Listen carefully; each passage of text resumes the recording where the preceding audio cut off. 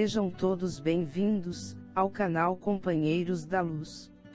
Leitura do livro Os Mensageiros, coleção A Vida no Mundo Espiritual, obra do Espírito André Luiz, por Chico Xavier.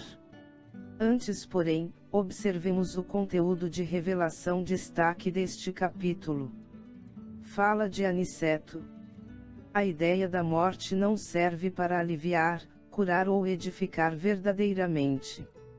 É necessário difundir a ideia da vida vitoriosa.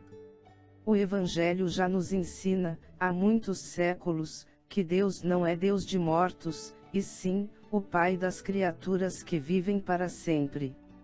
Os bons não encontram obstáculos insuperáveis. Iniciemos então a leitura completa do capítulo 48. Pavor da morte. Numerosas explicações do orientador atendiam-me às indagações naturais, no entanto, restava aprender alguma coisa. Por que motivo se reuniam ali tantos desencarnados?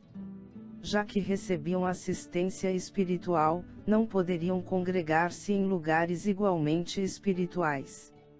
Respeitosamente, interroguei Aniceto nesse sentido.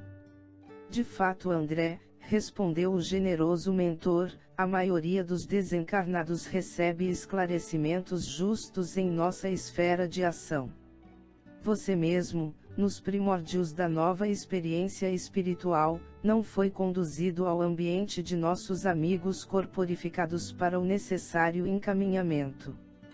Grande número de criaturas, porém, na passagem para cá, sentem-se possuídas de doentia saudade do agrupamento, como acontece noutro plano de evolução, aos animais, quando sentem a mortal saudade do rebanho.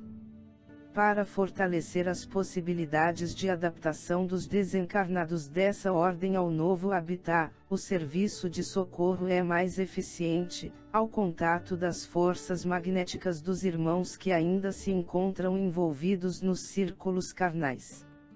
Esta sala, em momentos como este, funciona como grande incubadora de energias psíquicas, para os serviços de aclimação de certas organizações espirituais à vida nova. E designando a grande assembleia de necessitados, continuou. Os irmãos, nas condições a que me refiro, ouvem-nos a voz, consolam-se com o nosso auxílio, mas o calor humano está cheio de um magnetismo de conteúdo mais significativo, para eles. Com semelhante contato, experimentam o despertar de forças novas. Por isso, o trabalho de cooperação, em templos desta espécie, oferece proporções que você, por agora, não conseguiria imaginar. Não observou os preguiçosos, os dorminhocos e invigilantes que vieram colher benefícios nesta casa? Pois eles também deram alguma coisa de si? Deram calor magnético, e radiações vitais proveitosas aos benfeitores deste santuário doméstico, que manipulam os elementos dessa natureza, distribuindo-os em valiosas combinações fluídicas às entidades combalidas e inadaptadas. E sorrindo, concluiu bondoso. Tudo tem algum proveito, André. Nosso Pai nada cria em vão. Terminada a reunião com benefícios gerais, que não me cabe descrever pormenorizadamente, atendeu Aniceto ao facultativo desejoso de aproveitar-lhe o concurso nobre, junto aos clientes. Grande número de vezes, exclamou o receitista do grupo de Dona Isabel, como a prestar informações a Vicente e a mim. Não só ministramos medicação aos corpos doentes, mas também orientamos os desencarnados que, no curso da moléstia, se encontram sob nossa assistência. E são sempre muitos? Perguntei. Número crescente, elucidou atencioso. Há ocasiões em que contamos com a cooperação de amigos ou parentes espirituais dos enfermos, mas, na maioria dos casos, somos forçados a agir por nós mesmos. Felizmente, quase nunca estamos sem auxiliares dedicados e ativos. Há companheiros que se consagram a cuidar de tuberculosos, cegos, aleijados, leprosos, perturbados e moribundos, isoladamente. São eles nossos devotados colaboradores em todas as situações. Puséramos-nos a caminho, e a breves minutos, estacionávamos diante de um edifício de vastas proporções. O colega gentil conduziu-nos ao interior de espaçoso necrotério, onde defrontamos um quadro interessante.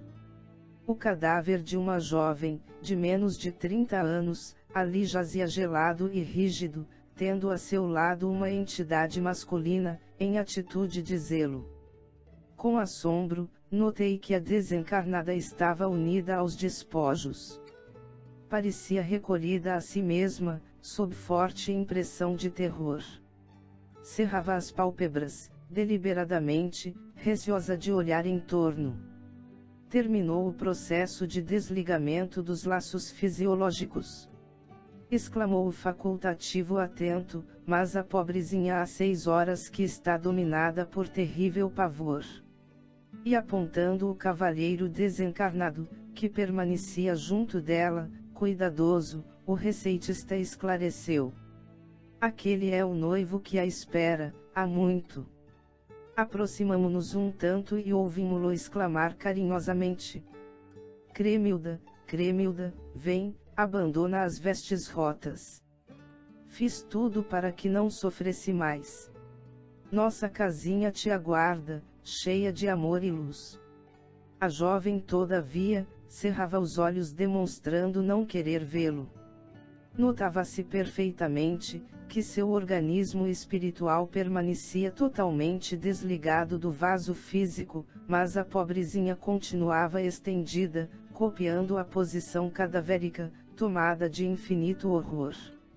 Aniceto, que tudo pareceu compreender num abrir e fechar de olhos, fez leve sinal ao rapaz desencarnado, que se aproximou comovido.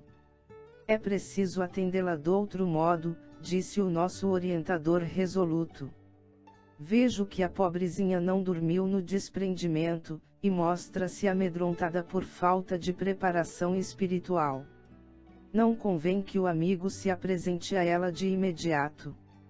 Não obstante o amor que lhe consagra, ela não poderia revê-lo sem terrível comoção, neste instante em que a mente lhe flutua sem rumo. Sim, considerou ele tristemente. Há 6 horas chamo-a sem cessar, identificando-lhe o terror. Replicou Aniceto aconselhando. Ausência de preparação religiosa, meu irmão. Ela dormirá porém, e tão logo consiga repouso, entregá-la-emos aos seus cuidados. Por enquanto, conserve-se a alguma distância. E fazendo-se acompanhar do facultativo, que assistirá espiritualmente a jovem nos últimos dias, aproximou-se da recém-desencarnada, falando com inflexão paternal. Vamos, Cremilda, ao novo tratamento. Ouvindo-o, a moça abriu os olhos espantadiços e exclamou. Ah, doutor, graças a Deus! Que pesadelo horrível! Sentia-me no reino dos mortos ouvindo meu noivo, falecido há anos, chamar-me para a eternidade. Não há morte, minha filha. Contra-argumentou Aniceto afetuoso.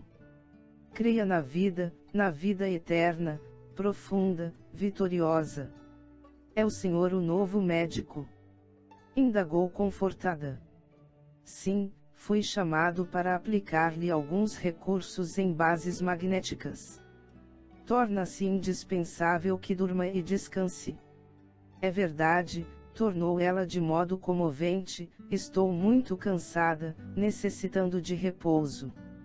Recomendou-nos o instrutor, em voz baixa, prestássemos auxílio, em atitude íntima de oração, e depois de conservar-se em silêncio por instantes, ministrou-lhe o passe reconfortador. A jovem dormiu quase imediatamente. Deslocou-a Aniceto, afastando-a dos despojos, com o zelo amoroso de um pai. E chamando o noivo reconhecido, entregou-a carinhosamente. Agora, poderá encaminhá-la, meu irmão. O rapaz agradeceu com lágrimas de júbilo e viu retirar-se de semblante iluminado, utilizando a volitação, a carregar consigo o fardo suave do seu amor. Nosso mentor fixou um gesto expressivo e falou: pela bondade natural do coração e pelo espontâneo cultivo da virtude, não precisará ela de provas purgatoriais. É de lamentar, contudo, não se tivesse preparado na educação religiosa dos pensamentos. Em breve, porém, ter-se-á adaptado à vida nova. Os bons não encontram obstáculos insuperáveis. E desejoso talvez de consubstanciar a síntese da lição, rematou: como veem, a ideia da morte não serve para aliviar, curar ou edificar verdadeiramente. É necessário difundir a ideia da vida vitoriosa. Aliás, o Evangelho já nos ensina, há muitos séculos, que Deus não é Deus de mortos, e sim, o Pai das criaturas que vivem para sempre. Chegamos ao final deste capítulo. Não percam o próximo de número 49. Máquina Divina. Muito obrigado, boa reflexão, que Jesus abençoe a todos.